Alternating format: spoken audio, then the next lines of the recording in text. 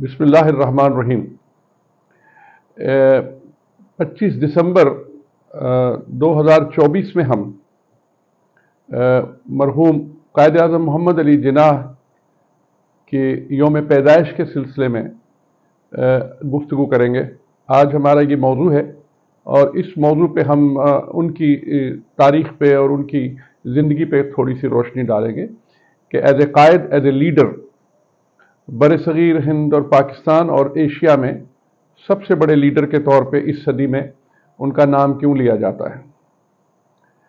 دیکھیے، کچھ لوگ جو ہیں وہ تاریخ کا حصہ ہوتے ہیں، لیکن کچھ لوگ تاریخ ساز ہوتے ہیں۔ قائد اعظم محمد علی جناح کا نام تاریخ سازوں میں ہے، وہ تاریخ بنانے والے ہیں۔ ایک اتنے بڑے ملک کو بنا دینا، ایک ہندوستان سے علیحدگی کے بعد اس کی اساس، اس کی بنیاد رکھ کے پھر اس کو انڈیپینڈنٹ کرا کے ایک بغیر کسی جنگ کے، تشدد کے، ایک بہت بڑا کارنامہ تھا ایز اے سیاستدان، ایز اے ویژنری لیڈر۔ اور یہ جیسے کہ نئی نسل کے لوگوں کو شاید پتہ نہ ہو، قائد اعظم جو ہے وہ پیدا تو ہوئے تھے 1876 میں، اور اس وقت تو سب ہندوستان تھا اور انگریزوں کی حکومت تھی، اور اس کے بعد پھر یہ تعلیم یافتہ انسان تھے، اور پھر اعلیٰ تعلیم کے لیے لنکن ان یہ انگلستان چلے گئے، انگلینڈ۔ وہاں سے انہوں نے لنکن ان سے بیرسٹر بنے، بار ایٹ لاء کیا۔ یہ لنکن ان ایک بہت بڑا ادارہ ہے انگلینڈ میں، جہاں سے لوگ قانون کی اعلیٰ تعلیم حاصل کرنے کے لیے جاتے ہیں۔ آپ لوگوں کی اطلاع کے لیے کہ گاندھی صاحب بھی وہیں پڑھے تھے، لنکن ان کے پڑھے ہوئے تھے۔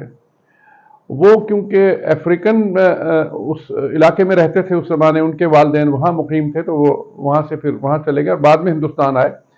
لیکن محمد علی جناح پڑھ کے واپس بامبے آ گئے، اور پھر وہاں پہ انہوں نے قانون کی پریکٹس شروع کی، اپنے آپ کو بامبے ہائی کورٹ کے ساتھ منسلک کیا، اور وہاں پہ بار ایسوسی ایشن کے ساتھ منسلک ہو کے انہوں نے وکالت شروع کی۔ اس کے کچھ عرصے بعد اس زمانے میں ایک تحریک تھی آزادی کی، اور اس کے پس منظر میں انگریز سے علیحدہ ملک کی تحریک چل رہی تھی، اور وہ ایک انڈین جو کانگریس تھی اس وقت، اس میں بہت سے مسلمان، ابوالکلام آزاد اور بھی بہت سے مسلمان، خواجہ نظم الدین اور محمد علی جناح نے بعد میں سیاست کو جوائن کیا، اور سیاسی طور پہ بہت تیزی سے یہ آگے بڑھے، کیونکہ یہ بہت آرٹیکولیٹ اور بہت ہی قابل انسان تھے، تو ان کو بہت بڑی مقبولیت ملی پارٹی کے اندر۔ پھر ایک دور آیا کہ پھر 1913 سے لے کے تقریباً 20 تک، تقریباً کافی سال، یہ 20 سال تک رہے انڈین۔ شروع میں کانگریس میں تھے، اور کانگریس سے پھر انہوں نے یہ محسوس کیا کہ جو کانگریس کے درمیان میٹنگز کو انجوائے کرتے تھے، اور یہ گاندھی کی بہت عزت کرتے تھے، قائد اعظم گاندھی صاحب کی عزت کرتے تھے، احترام سے ان کو، یعنی پروفیشنلی بہت مانتے تھے ایز اے ہیومن بینگ۔ لیکن جب انہوں نے یہ محسوس کیا کہ اگر ہماری آزادی ہوئی تو اس انگلستان میں انگریزوں سے آزادی کے بعد ہندوستان آزاد تو ہو جائے گا، لیکن مسلمانوں کی حیثیت جو ہے وہ ایک اقلیت کے طور پہ ہوگی ہندوستان میں۔ یہ انہوں نے اپنے نظریے اور ویو سے دیکھ لیا تھا۔ اس پر پھر انہوں نے سوچا کہ نہیں، انہوں نے پھر آل انڈیا مسلم لیگ کو جوائن کیا، اور انہوں نے پھر اس کے لیے کام کرنا شروع کیا، اور اس طرح سے پھر وہ قرارداد پاکستان، اور پھر اس طرح پاکستان کی موومنٹ میں بہت ایکٹیولی انہوں نے کام کیا۔ اور وہ چاہتے تھے کہ ہندوستان اور پاکستان علیحدہ ہونے کے باوجود بھی آپس میں جڑے رہیں، اور دو علیحدہ ملک اپنی اپنی انڈیپینڈنٹ حیثیت میں رہیں۔ لیکن بدقسمتی سے 1947 کی آزادی کے وقت اتنے المناک اور بہت بڑا ایک ہجرت ہوا، مائیگریشن ہوا بہت بڑا، اور اس پر وہ بہت افسردہ تھے۔ بیمار وہ تھے، لیکن انہوں نے اپنی بیماری کو چھپا رکھا تھا، اور وہ اندر ہی اندر اس بات پہ ان کو بہت تکلیف ہوئی کہ اس قدر لوگوں کی جانیں گئیں، وہ بڑے حزین تھے، بہت افسردہ تھے۔ پاکستان کے بننے میں جن لوگوں نے وہاں سے ہجرت کی، ان لوگوں نے بہت بڑی قربانی تھی۔ اور کچھ واقعات یہ بھی تاریخ میں ہیں کہ یہاں سے کچھ لوگ جو ادھر گئے ان کے بھی بہت نقصان ہوئے، انہوں نے بھی بڑا نقصان اٹھایا۔ اور لیکن ہمارے مسلمانوں کا کیونکہ گزرگاہ پنجاب سے تھا، تو خاص طور پہ اس علاقے سے جو ایون شمالی علاقوں کے جو لوگ تھے اور وہ جو یو پی اور دوسرے علاقوں سے جو مسلمان پاکستان میں داخل ہوتے تھے، تو پنجاب سے داخل ہونا پڑتا تھا۔ تو یہ انسانی المیہ بہت بڑا ہوا، بہت انسانی جانوں کا نقصان ہوا، بہت لوگ اپنی جائیداد، مال، گھر بار سب کچھ چھوڑ کے ادھر آ گئے، اور اس طرح سے پاکستان بنا۔ پاکستان اس دنیا میں ایک نئے ملک کے طور پہ بنا، اور قائد اعظم محمد علی جناح اس کے پہلے گورنر جنرل بنے۔ اس دوران میں ایک بات بڑی ان کی ذات کے بارے میں قابل ذکر ہے کہ جب بھی ان کی کوئی ملاقاتیں اور میٹنگ ہوتی تھیں تو انگریز بھی ان کی قابلیت کے معترف تھے، کیونکہ قائد اعظم نے ایز اے وکیل، ایز اے لائر بہت ہی اچھا پیشہ ورانہ اپنا کیریئر رکھا۔ ان کا کردار ایز اے لائر بہت ہی بڑا نام تھا، اور بہت بڑی یعنی جو ہندوستان کی بڑی بڑی کارپوریشنز ان کو اپنا وکیل بناتی تھیں۔ ان کی پروفیشنل دیانتداری کا یہ لیول دیکھیے کہ ایک دفعہ ان کے ایک جونیئر جو ہیں وہ کسی کیس کی بحث کے سلسلے میں وہ کلکتہ گئے، کیونکہ قائد اعظم انگلینڈ گئے ہوئے تھے۔ تو یہ واقعہ سننے کے قابل ہے۔ تو جب وہ اس کے بعد وہ جو کوئی سیٹھ تھا ہندو کلکتہ کا، تو وہ اس کیس کو جیت گیا، اور جو باقی فیس دینے وہ آیا ان کے دفتر، تو انہوں نے کہا کہ نہیں، یہ فیس میرے جونیئر کا حق ہے، کیونکہ بحث انہوں نے کی تھی۔ اس قدر پروفیشنلی آنیسٹ اور ڈسپلن انسان تھے۔ ان کی ذاتی زندگی میں ایک خاتون ان کی زندگی میں آئیں جو کہ پارسی النسل تھیں، اس کے ساتھ ان کی شادی ہوئی، جو کہ عمر کے 16-20 سال چھوٹی تھیں، اور پھر ان میں سے ایک بیٹی بھی ہوئی، اور وہ بیٹی پاکستان بھی 2007 میں آئی تھی، پھر بعد میں ان کا نیو یارک میں انتقال ہو گیا تھا۔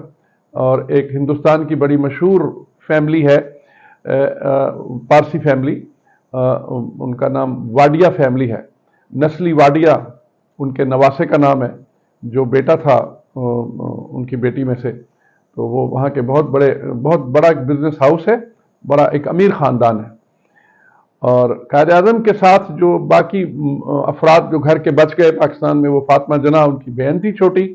جنہوں نے جو کہ غیر شادی شدہ رہیں اور ان کے ساتھ بھائی کے رہیں، انہوں نے پورا ساتھ دیا۔ اور پاکستان جب یہ آ گئے تو اتفاق سے بہت بیمار پڑ گئے، اور اگست 1947 کو پاکستان کی آزادی کا اعلان ہوا، اور سپتمبر 1948 میں ٹھیک 1 سال 1 مہینے بعد قائد اعظم جو ہے اس دنیا سے چلے گئے۔ یہ زیارت کوئٹہ میں زیر علاج تھے، اور وہیں پہ رہتے تھے ہل اسٹیشن پہ، ان کو علاج کے لیے وہیں رکھا گیا تھا۔ ایک المناک ایک واقعہ ہے جو کہ تاریخ کا حصہ ہے، اس پہ بات نہیں کی جاتی، میں سمجھتا ہوں یہ بھی ضروری ہے بتانا کہ قائد اعظم محمد علی جناح اسی پاکستان میں جب وہ ان کی وہاں سے لایا گیا ان کو یہاں کراچی کوئٹہ سے، تو جس ایمبولینس میں وہ گئے وہ ایمبولینس راستے میں خراب ہو گئی، اور قائد اعظم کا اسی ایمبولینس میں انتقال ہو گیا۔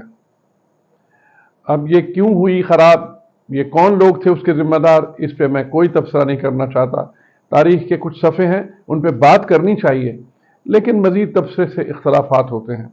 لیکن بہرحال ہمارے قائد محمد علی جناح، ہمارے محسن پاکستان، ہمارے جو بانی پاکستان، انہوں نے ایک چیز اور پاکستان آنے کے بعد بہت ہی زیادہ محسوس کی کہ ہمارے یہاں کے جو جاگیردار اور وڈیرے جو پاکستان بننے سے پہلے تو بہت ہی زیادہ جذباتی تھے پاکستان کو بنانے میں، پاکستان کے لیے ساری قربانیاں دینے میں، لیکن بعد میں انہوں نے محسوس کیا کہ مخصوص قسم کے مقاصد کے تحت وہ پاکستان سے زیادہ فائدے اٹھانا چاہتے تھے، مالی اور مادی۔ اس پر ان کو بہت مایوسی ہوئی، اور وہ بغیر کسی کا ذکر کیے مایوس رہتے تھے۔ ایک بہت ہی دیانتدار، ایک بہت ہی باکردار انسان کے طور پہ انہوں نے زندگی گزاری، اور وہ بظاہر سمبولکلی بہت بڑے کوئی مولوی یا ملا نہیں تھے، لیکن بہت بڑے مسلمان تھے، دل سے سچے مسلمان تھے اور سچے عاشق رسول تھے، اور وہ بہت خاندان اہل بیت اور محمد صلی اللہ علیہ وسلم کی ذات سے بہت ہی زیادہ محبت کرنے والے انسان تھے۔ اور آزادی مسلمانوں کی جو بر صغیر میں ہوئی اور اتنا بڑا ملک بنا، الحمدللہ وہ ہمیشہ رہے گا، اور اس کے بنانے کے بعد وہ اس دنیا سے 1 سال 1 مہینے بعد تشریف لے گئے۔ اللہ تعالیٰ ان کو ہمیشہ اپنی رحمتوں میں جگہ دے، اور ہم سب کو موقع دے کہ ہم ان کے بارے میں مطالعہ کریں، ان کے بارے میں معلومات حاصل کریں، اور ہماری آنے والی نسلیں اچھا انسان بننے ان سے روشنی حاصل کریں۔ بہت شکریہ، تھینک یو ویری مچ، السلام علیکم۔